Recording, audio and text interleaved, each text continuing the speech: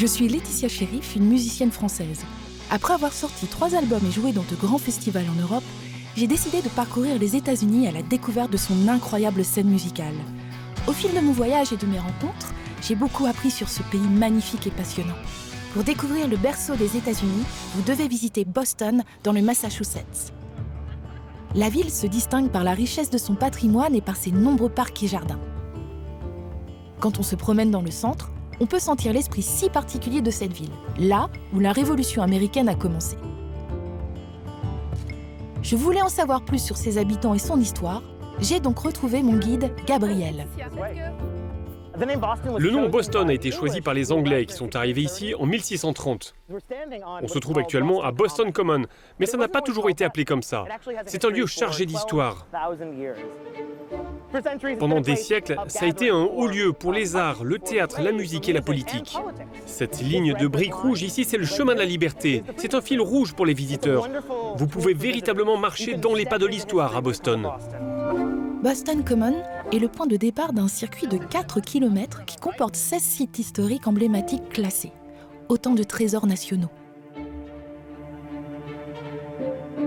L'une de ces étapes incontournables, c'est le vieux cimetière Granary où reposent quelques-unes des plus grandes figures américaines, et en premier lieu, Paul Revere. Il est surtout connu pour sa chevauchée héroïque nocturne pour aller prévenir les patriotes de l'arrivée de l'armée britannique en 1775. Il y a 2 pierres tombales, ça montre à quel point on l'aime. Celle-ci, on a trouvé qu'elle était trop petite pour quelqu'un d'aussi important, alors on a ajouté celle-là plus tard. Les gens l'adorent. On m'appelle souvent comme ça quand je me balade. « Hey Paul, comment ça va ?» Et je dis « Je suis Paul !» Pourquoi pas après tout ? Parcourir plusieurs siècles d'histoire des États-Unis, voilà qui offre une toute nouvelle perspective, mais qui ouvre aussi l'appétit. Il était temps pour moi de découvrir le petit bijou de la Nouvelle-Angleterre, le sandwich au homard. Dans le quartier du port maritime se trouve le restaurant Yankee Lobster, fondé et géré par la famille Zanti. Ils sont dans la pêche depuis des générations. Pourquoi le homard est si important pour Boston ? Le homard qu'on sert ici vient de l'Atlantique Nord. C'est le seul endroit où l'on trouve cette espèce de homard. C'est vraiment particulier à la Nouvelle-Angleterre. Ça, c'est le quartier du port de Boston. Au cours des 15-20 dernières années, cette zone a été complètement transformée.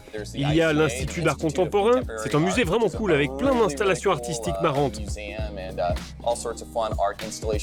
Les gens adorent faire des excursions pour voir des baleines ou aller sur les îles dans la baie.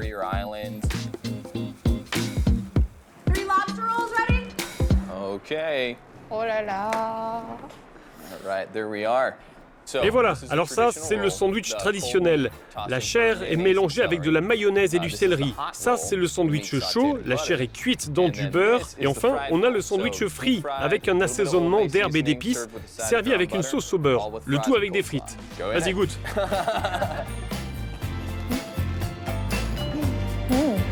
être super, ça. À Boston, on a vraiment l'embarras du choix. On peut faire un tour dans de magnifiques parcs et jardins, flâner sur les rives du fleuve Charles ou profiter d'une visite guidée du stade de baseball de Fenway Park, celui de la légendaire équipe des Red Sox. Il y a aussi le front de mer et un bateau très particulier, l'USS Constitution, également connu sous le nom de Old Ironsides. C'est le plus ancien navire de guerre encore à flot. Ravi de vous rencontrer. Bienvenue. Merci. 3 mâts, un pont batterie couvert pouvant contenir jusqu'à 44 canons. Constitution est le 3e navire construit ici même à Boston. Il a fallu 2 ans pour le faire, il est vraiment massif. Bienvenue sur le pont batterie. Ce que vous voyez ici, c'est ce qu'on appelle des canons de 24 livres. Votre capitaine d'armes serait en charge de l'équipe d'artillerie. Joe, ici présent, est un excellent capitaine. Parfois seulement.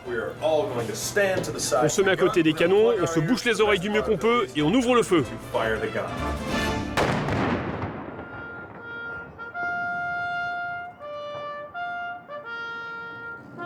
Yes, very much so.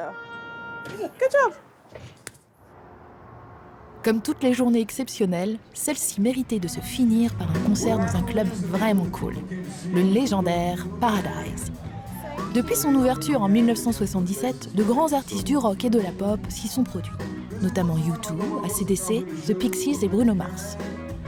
Ce soir-là, le groupe Bahamas est à l'affiche. Un patrimoine et un cadre incroyable, de la musique live de grande qualité, des spécialités culinaires uniques et une ville emblématique de l'histoire des États-Unis, Boston a tout pour plaire.